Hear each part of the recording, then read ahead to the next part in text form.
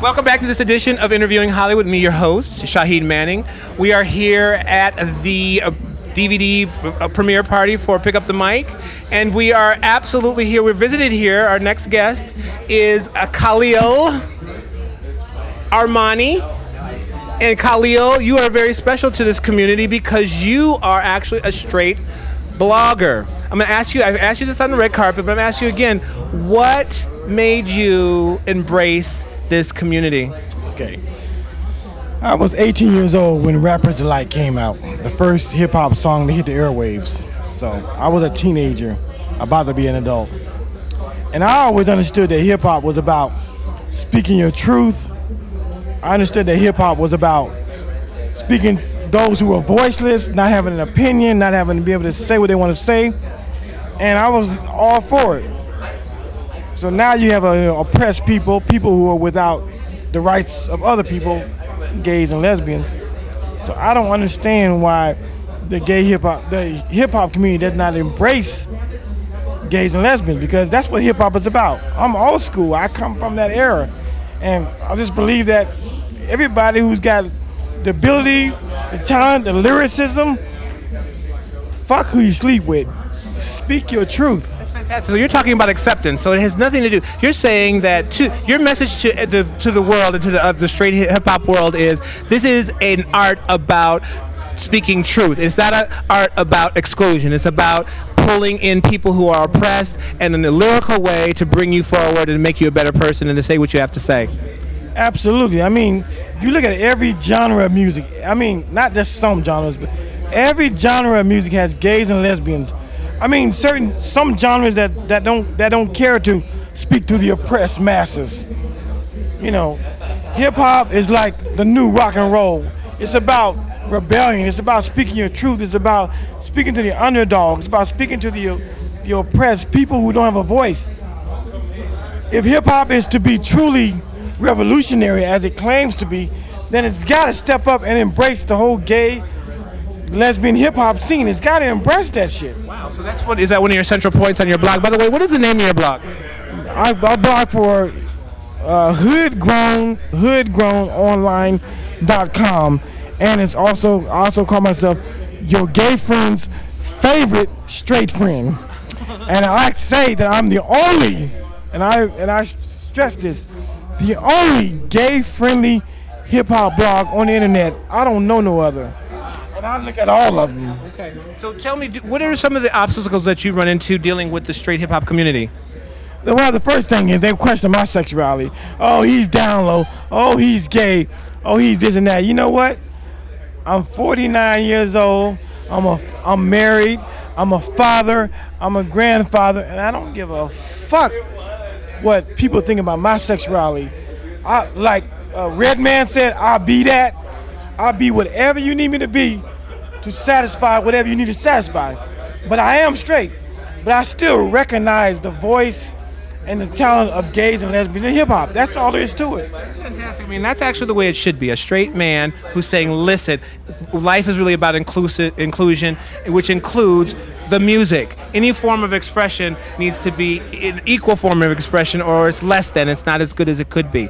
Fantastic. So now, what would you say to a Jay-Z or to a 50 Cent who has these kind of derogatory lyrics in their primary message, and you know they don't consider the feelings they may be hurting in our community? What do you say to them in your blog? Well, first of all, Jay-Z, 50 Cent, and every rapper out there has gay people who are in their entourage as hairdressers, stylists, producers, people behind the scenes. So they are very familiar with gay people. It's not like everybody in their circle is straight, number one. Number two is that if they claim they're hip-hop, then hip-hop represents all people. Right now, I write for a straight magazine called Straight Stuntin' Magazine. That's owned by DJ K-Slay. And DJ K-Slay has told me, and this is the first time this has ever been said on camera. This is the first one I'm about to say, the first time. He told me that one of the founders of hip-hop, one of the founders, Africa Bambaataa, was gay. Wow. You hearing it here first. That's powerful. I mean, that speaks to the hypocrisy. I mean, there has to be an element of hypocrisy in this movement. I am just floored as to why they are not willing to let this genre of music in. Is it because it's built on the psychology of heterosexuality? It's built on heterosexuality with the religious. Let's put it this way: every rapper, I don't care if you're 50 Cent, I don't care if you're the most streetwise rapper in the world. The bottom line is, you have been brainwashed through Judeo-Christian teachings, whether you went to church now or whether you went to church as a child. But the bottom line is that in the black community, we have been taught that homosexuality is a sin against God. Number one. Number two is there's a street component. That street component is that you have to be hard, you have to be tough, you have to be streetwise, and stereotypically homosexuals are seen as effeminate, as flaming, as less than manly. So they can understand that that there are gay men that are as fucking street and as hard and as tough as anything you've ever seen on the TV. Not to take away from those people, those rappers who are effeminate, because they have a voice too. But hip hop is based on that whole thing of people being hardcore and being masculine. So with the stereotype of hip hop of men being masculine, they can't accept a straight person. But I'm here to say to 50 Cent, to Eminem, to Jay-Z, to any of those rappers, that there are brothers out here who are as hard, who are as street, who got criminal records, who got all that you talking about that makes you hip hop, that makes you masculine, who happen to be gay. There are brothers and sisters, there are brothers out here that will kick Jay-Z's, that will kick 50 Cent's ass, who happen to be gay. And you would not know it if you saw it. So we have to get past the model, the paradigm that gay people, that gay men are flaming, that they are effeminate. Right. That's not true. That's amazing. I mean, we could talk for hours about the psychology of the masculinity. I mean, honestly, personally, I don't think masculinity should have anything to do with your sexuality. I mean, you can be as feminine or as masculine as you want to be and be straight or gay.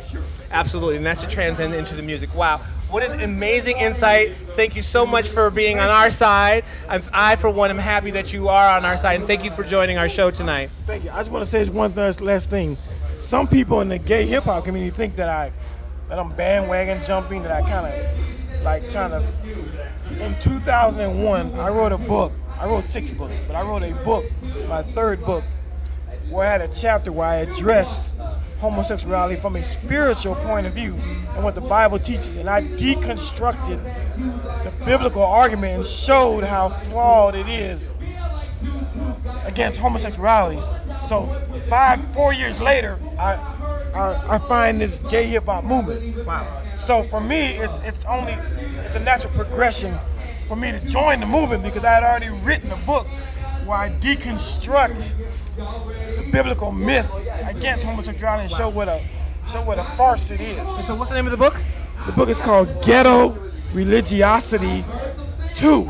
Wow. Uncovering the Naked Truth. Okay, so we are going to get Ghetto Religiosity 2, Uncovering the Truth. We are going to Google it. Thank you so much for being our guest tonight. Thank you so much. And again, guys, thank you so much for joining us here on Interviewing Hollywood with me, your host, Shahid Manning. And remember, we are all stars, we are all equal, and we are all strong, masculine, gay, feminine, whatever we are people, and we are worthy.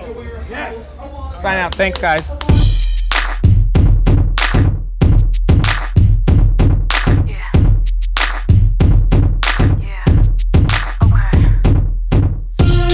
Keep it coming, I'm 2 blocks down.